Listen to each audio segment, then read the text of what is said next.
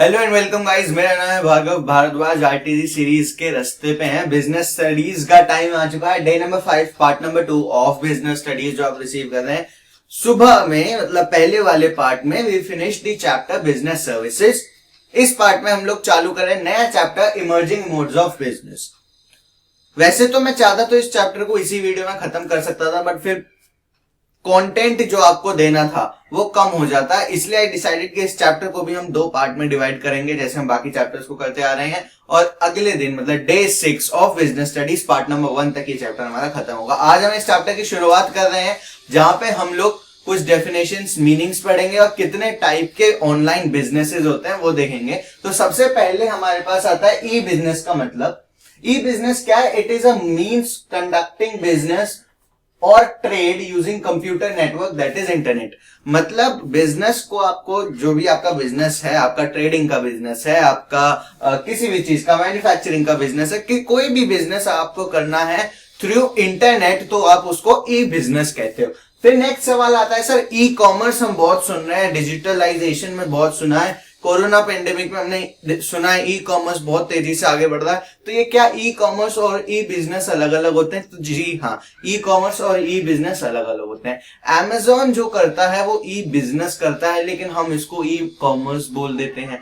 Actually में ये दोनों टर्म्स आपस में एक दूसरे के साथ बहुत जल्दी इंटरकनेक्ट हो जाती हैं, ऐसे घुल मिल जाती हैं। जैसे मार्केटिंग और सेलिंग टर्म्स आपस में बहुत आसानी से घुल मिल जाती हैं, लेकिन दोनों का मतलब अलग अलग होता है। क्लास 12th में पढ़ोगे मार्केटिंग मैनेजमेंट वाले चैप्टर में, मार्केटिंग और सेलिंग एक जैसे से ही लगते हैं। लोग कई बार यूज करते हैं मार्केटिंग वाला बंदा था, भले ही वो सेल्समैन था, लेकिन बोल देंगे मार्केटिंग वाला बंदा था, ये मार्केटिंग कर रहा है तो मतलब ये सेल्स कर रहा होगा, मतलब ये कुछ बेचेगा। नहीं भाई, मार्केटिंग वाले का ये काम नहीं है। मार्केटिंग और सेल्स अलग अलग चीजें हैं। वैसे ही ई कॉमर्स और ई बिजनेस अलग अलग चीजें। देखो, ई कॉमर्स में तो आता है सिर्फ सामान बेचना, दैट्स ऑल। सामान बेचना, ऑर्डर लेना, सामान देना और पेमेंट रिसीव करना, दैट्स ऑल। ये 3 काम आते हैं, taking the order, delivering the product या delivering the order and then taking the payment. E commerce में बस ये 3 काम आते हैं, लेकिन इसके अलावा भी बिजनेस सिर्फ इन 3 काम से तो नहीं चलता ना, इसके अलावा भी बहुत सारे काम होते हैं, वो ई बिजनेस के अंदर आते हैं। तो ई बिजनेस बहुत बड़ी टर्म है, ई कॉमर्स उसके अंदर एक छोटी सी टर्म है। ई बिजनेस में ई कॉमर्स के अलावा मार्केटिंग आ सकता है, डिजिटल मार्केटिंग, बहुत स्कोप बढ़ रहा है, बहुत ज्यादा इसमें पोटेंशियल है डिजिटल मार्केटिंग में। प्रोडक्ट को मार्केट में लाने से पहले के काम को भी ई बिजनेस में आता है, और प्रोडक्ट मार्केट में उतरने के बाद, उसकी सेल हो जाने के बाद भी आप देखते होंगे कि आपने बाहर से कोई सामान खरीदा, सामान खरीदने के बाद भी जिस दुकान से आपने खरीदा वो आपको मैसेजेस भेज रहा है, जैसे आप रिलायंस से खरीदो, इजी डे से खरीदो, ऐसे किसी शॉपिंग मार्ट से, डी मार्ट से खरीदो। ऐसे आप अगर कहीं से सामान खरीदते हो तो वो ऑर्डर मतलब पेमेंट करते वक्त आपका फोन नंबर वगैरह मांगते हैं, और फिर वो आपको पूरे साल मैसेज भेजते रहते हैं कि ये डील चल रही है, ये डील चल रही है, प्याज इतने सस्ती हो गई, आलू इतने सस्ते हो गए। तो एक्चुअल में वो लोग कर क्या रहे हैं? सेलिंग के बाद भी वो आपके साथ रिलेशनशिप बना रहे हैं, वो कस्टमर के साथ, जो कि आप लोग हो, यू आर दी कस्टमर्स, तो कस्टमर के साथ रिलेशनशिप बना रहे हैं। तो ई कॉमर्स तो सिर्फ माल खरीदना और बेचना, मतलब माल का ऑर्डर लेना और बेचना था ना, लेकिन इसके अलावा भी जितने सारे काम होते हैं वो ई बिजनेसेस में आते हैं।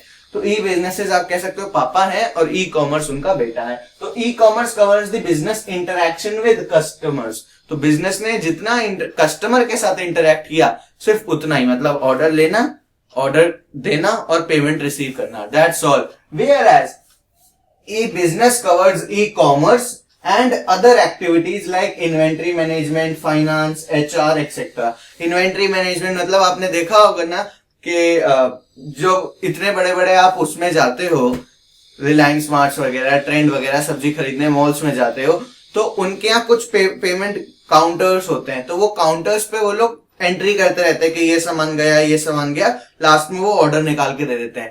Through internet, through software, through apps, through computers क्या हो जाता है ना कि यही सारा डाटा फिर आगे जाके प्रोडक्शन डिपार्टमेंट को फॉरवर्ड कर दिया जाता है, और प्रोडक्शन डिपार्टमेंट फिर ये देखता है कि अच्छा, हमने 1000 यूनिट्स बनाई थी, आज 10 यूनिट्स बिक गई, इस महीने में 500 यूनिट्स बिक गई, इस क्वार्टर में मतलब 3 महीने का बंडल को क्वार्टर कहते हैं, या इस आधे साल में 800 यूनिट बिक गई तो अभी 200 यूनिट मेरी और बची हुई हैं। वो ये इन्वेंट्री को मैनेज करने में हेल्प करता है। एचआर वालों को कंप्यूटर हेल्प करता है, इंटरनेट हेल्प करता है, फाइनेंस वालों को इंटरनेट हेल्प करता है। कहां नहीं है कंप्यूटर, कहां नहीं है इंटरनेट, कहां नहीं है digitalisation.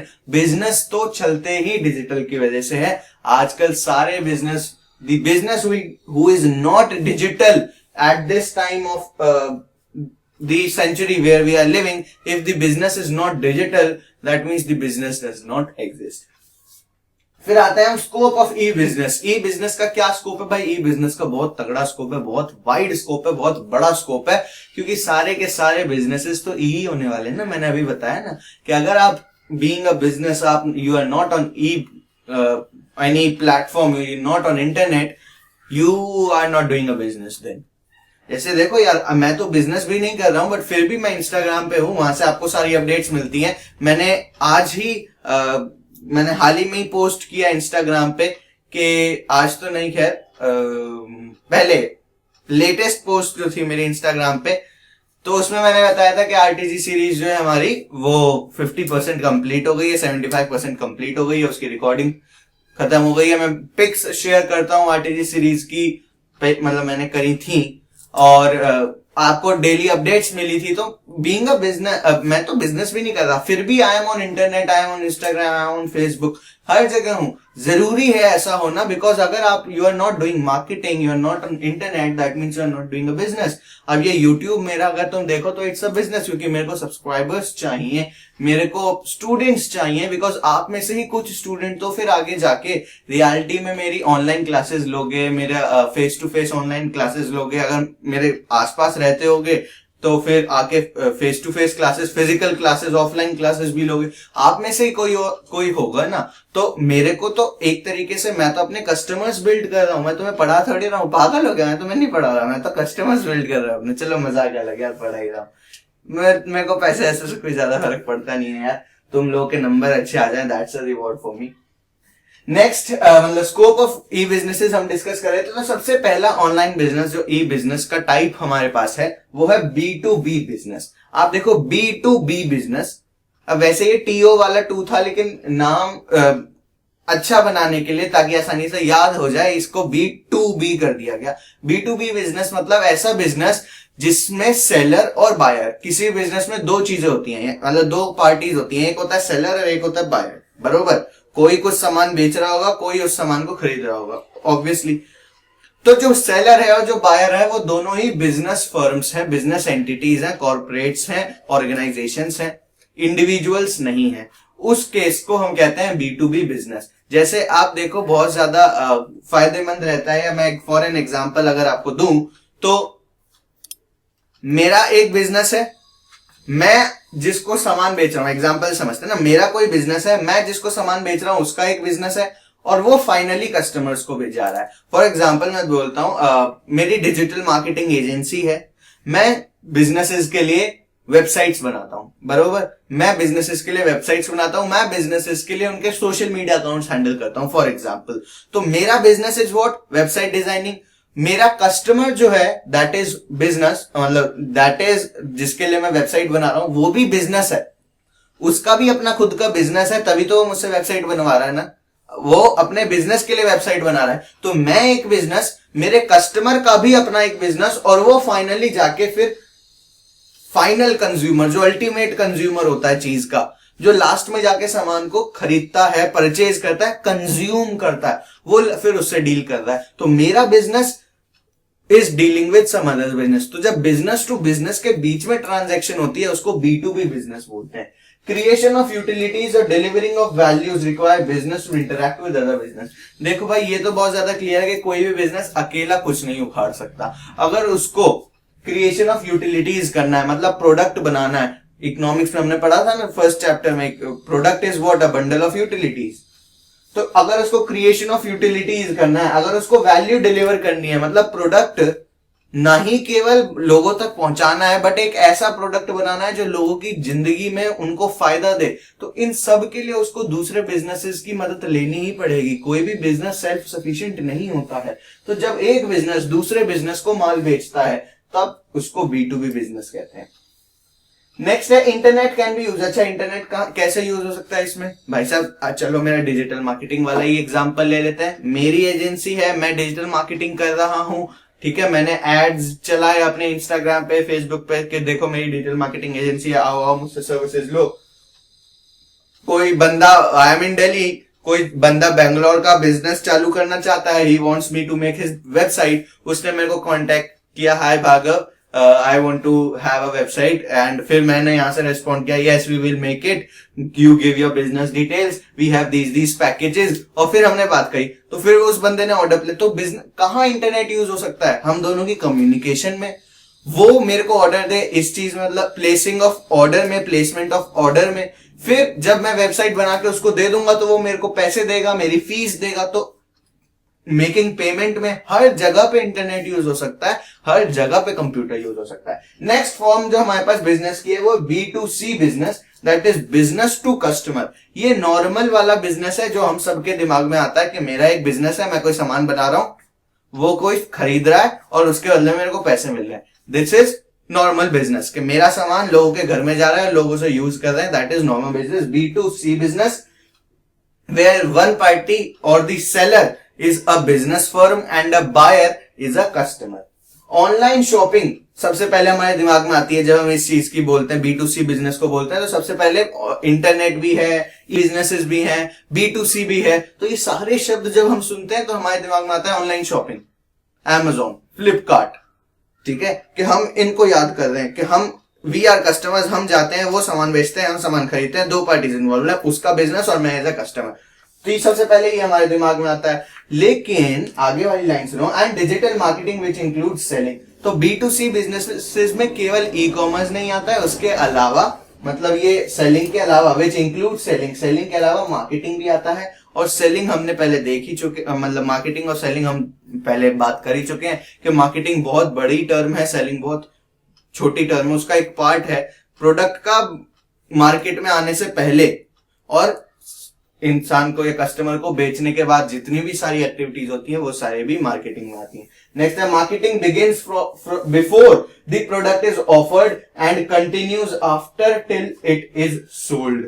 After it is sold, तो before product is offered, product अभी मार्केट में निकला भी नहीं है बेचने के लिए, तभी से ही मार्केटिंग चालू हो जाती है, क्योंकि हमारे पास एक सैंपल तैयार होता है, उस सैंपल के बेसिस पे हम मार्केटिंग चालू कर देते हैं, उस सैंपल की फोटो खींच खींच के हम उसकी मार्केटिंग चालू कर देते हैं। एंड यही मार्केटिंग जो हम करते हैं, तो वो बिजनेस तब तक हमारा प्रोडक्ट मार्केट में आया नहीं है और हमने मार्केटिंग चालू कर दी, फिर हमारा प्रोडक्ट मार्केट में आएगा, फिर लोग उसको खरीदेंगे, और खरीदने के बाद भी जैसे कि हमने एग्जांपल लिया कि हमारे पास मैसेजेस आते रहते हैं कि अब इसकी डील चल रही है, अब उस पर ऑफ चल रहा है, आओ खरीद लो, ये कर लो, वो कर लो, तो बड़ी सारी चीजें रहती हैं। बेसिकली बात यह है कि मार्केटिंग बहुत बड़ी टर्म है और सेलिंग उसका एक छोटा सा पार्ट है।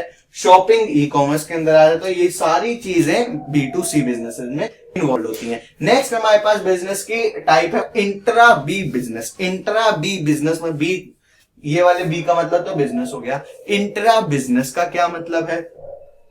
इंट्रा बिजनेस का मतलब है कि बिजनेस के अंदर ही अंदर, मतलब ये वाला बिजनेस एक पर्टिकुलर बिजनेस फर्म के अंदर ही हो जाता है। सर ये कैसे बात कर रहे हो? एक बिजनेस एंटिटी खुद को ही सामान बेचता है, खुद को ही सामान खरीद लेता है, ऐसा कैसे हो सकता है? नहीं बेटा, ऐसा नहीं होता। तुम सुनो, एक बिजनेस में बहुत सारे डिपार्टमेंट्स होते हैं, प्रोडक्शन का एक होएगा, मार्केटिंग का एक होएगा, सेल्स का एक होएगा, फाइनेंस का एक होएगा, HR का एक होएगा, ऐसे करके बहुत सारे डिपार्टमेंट होते हैं। जरूरी है, देखो हमने बिजनेस स्टडीज के अभी तो नहीं, खैर हमने नहीं पढ़ा, 12th में आप पढ़ोगे फर्स्ट चैप्टर में कि there must be coordination in business enterprise, कि सारे डिपार्टमेंट या सारे जो भी ग्रुप्स हैं बिजनेस में, वो सब एक साथ कोऑर्डिनेट करके हाथ में हाथ डाल के आगे बढ़ने चाहिए।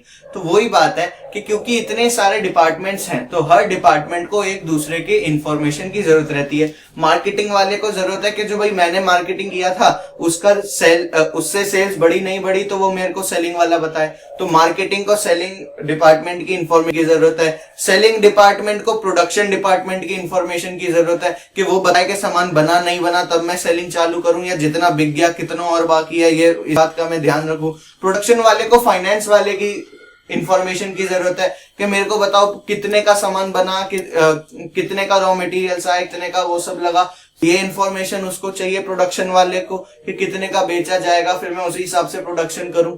अगर सस्ते में बेचना है तो मैं लार्ज स्केल प्रोडक्शन करूं, कम टाइम में ज्यादा बनाऊं। अगर महंगा बेचना है तो मैं कम टाइम में कम बनाऊं। जो भी है, जैसा भी है वैसा मैं बनाऊं। फाइनेंस वाले को फिर एचआर से भी बात करनी है, एचआर वाले को कितना खर्चा हुआ, कितनी सैलरी है, कितनी नहीं है। सारे फंक्शन, सारे डिपार्टमेंट को एक दूसरे से बात करने की जरूरत पड़ती है और हर डिपार्टमेंट ये जानना चाहता है कि मेरे एक्टिविटी की वजह से बिजनेस पे कैसा असर पड़ा। तो एक दूसरे डिपार्टमेंट के बीच में भी कम्युनिकेशन, टॉकिंग होना बहुत जरूरी है। और ये कोऑर्डिनेशन, ये कम्युनिकेशन उन दोनों डिपार्टमेंट के बीच में कौन सेट करता है? ये इंट्रा भी बिजनेस सेट करता है, या कंप्यूटर या इंटरनेट इनेबल करता है। Helps a firm to get flexible operation.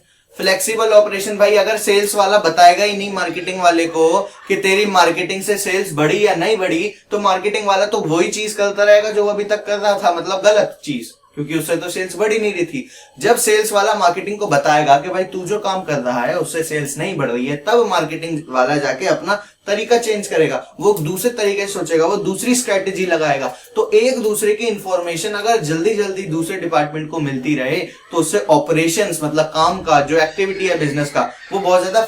कितना बच्चे शोर मचा रहे हैं, गली में खेल रहे हैं, इतना शोर, इसमें क्या शोर मचाना है? चलो कोई नहीं, इग्नोर, हम पढ़ाई पे ध्यान देंगे। तो जो काम वो कर रहे हैं, जो एक्टिविटी वो कर रहे हैं, वो जल्दी जल्दी चेंज कर पाएंगे, जल्दी जल्दी सक्सेस ला पाएंगे। तो फ्लेक्सिबिलिटी मिलती है उन्हें ऑपरेशंस में। Facilitates inter departmental communication. दो डिपार्टमेंट के बीच में जो कम्युनिकेशन है उसको फैसिलिटेट करती है। वो तुमने बात की कि हर डिपार्टमेंट को एक दूसरे से बात करने की जरूरत पड़ती है, और वो जरूरत ये ऑनलाइन बिजनेस या ई बिजनेस की फैसिलिटी पूरी करती है। नेक्स्ट है C2C बिजनेस। सर ये क्या बात है?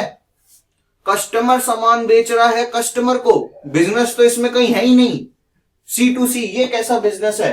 तो सुनो, ये वो बिजनेस है जिसमें बायर भी एक कस्टमर है और सेलर भी एक कस्टमर है। बायर भी एक कस्टमर है और सेलर भी एक कस्टमर है। फॉर एग्जाम्पल OLX, आप देखो, जो सामान बेचने वाला है वो भी कोई कस्टमर ही है जिसने कभी ना कभी सामान खरीदा था, अब उसे उसकी जरूरत नहीं है। और जो सामान खरीदने वाला है वो भी कस्टमर है कि जिसने वो चीज कभी पहले खरीदी नहीं और उसको अब उसकी जरूरत है। OLX ने क्या किया? एक प्लेटफॉर्म प्रेजेंट किया जहां पे एक कस्टमर दूसरे कस्टमर से मिल सकता है, कनेक्ट हो सकता है, जिसकी वजह से ऐसा हुआ कि भाई दो कस्टमर्स आपस में आके एक दूसरे से मिल गए और उन्होंने बिजनेस को जन्म दिया, या एक दूसरे के बीच में एक ट्रांजैक्शन की। बेसिकली बिजनेस हम नहीं बोलेंगे क्योंकि अकाउंट्स में हमने पढ़ा था कि बिजनेस तब होता है जब रिपीटेडली हो, कंटिन्यूअसली हो। यहाँ पे तो एक बंदा एक बंदे को एक ही बार सेल कर रहा है ना। हर किसी के घर में हमेशा थोड़ी ना कुर्सियां रहती हैं बेचने के लिए, जैसे OLX के एड में दिखाते हैं। एक कुर्सी एक ही बार थी, वो बिक गई तो काम खत्म। तो बेसिकली एक ट्रांजैक्शन को इफेक्ट करता है, एक ट्रांजैक्शन को जन्म देता है। ऐसे बिजनेसेस को कहते हैं C2C businesses. Best suited for the goods that have no established market. उन बिजनेस के लिए बेस्ट होता है जिनकी कोई स्थापित मार्केट नहीं है, जिनकी कोई मार्केट प्लेस नहीं है जहां जाके ये बिजनेस हो सके। फिर हमारे पास आते हैं benefits of E businesses. Benefits of E businesses कि ये जितना भी नेटवर्क की मदद से, इंटरनेट की वजह से हम बिजनेस कर रहे हैं, उसके क्या क्या फायदे हैं। तो सबसे पहला फायदा है ease of formation and lower investment required. Ease of formation भाई आसान तो बहुत है, कोई भी जाके Amazon पे कुछ बेसिक डिटेल्स डाल के अपनी Amazon दुकान चालू कर सकता है, अपने प्रोडक्ट्स को Amazon पे लिस्ट करके सेलिंग चालू कर सकता है, अपना बिजनेस चालू कर सकता है, पैसे कमाना चालू कर सकता है। इनफैक्ट अगर आपका बिजनेस नहीं है तो भी एज एन एफिलिएट बनके, एज एन एफिलिएट होती है, एक होती है एफिलिएट मार्केटिंग। अब आप लोग का तो लेवल का नहीं है, ये डिजिटल मार्केटिंग का है।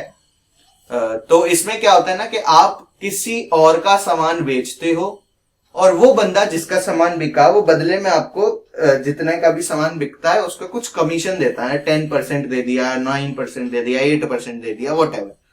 तो अगर आपका बिजनेस नहीं है फिर भी आप पैसे कमा सकते हो। आप एक ट्रेडिंग बिजनेस चालू कर सकते हो कि किसी के से सामान खरीद के किसी को और को बेच दिया। तो ऐसे वाले काम बहुत आसानियों से हो जाते हैं इंटरनेट की दुनिया में, ऑनलाइन की दुनिया में। तो बनाना तो बहुत आसान है, इन्वेस्टमेंट भी उसमें कुछ नहीं करनी, क्योंकि जब तक ऑर्डर मिलेगा नहीं तब तक सामान खरीदना नहीं। जब ऑर्डर मिलेगा उससे पेमेंट आएगी, एडवांस पेमेंट का जमाना है आजकल तो जब ऑर्डर मिलेगा पेमेंट आएगी, तब हम वो पेमेंट से सामान खरीदेंगे। तो उसमें कोई इन्वेस्टमेंट की जरूरत भी नहीं है। ऑनलाइन दुकान, ऑनलाइन बिजनेस चालू करने में हार्डली एनी इन्वेस्टमेंट लगती है।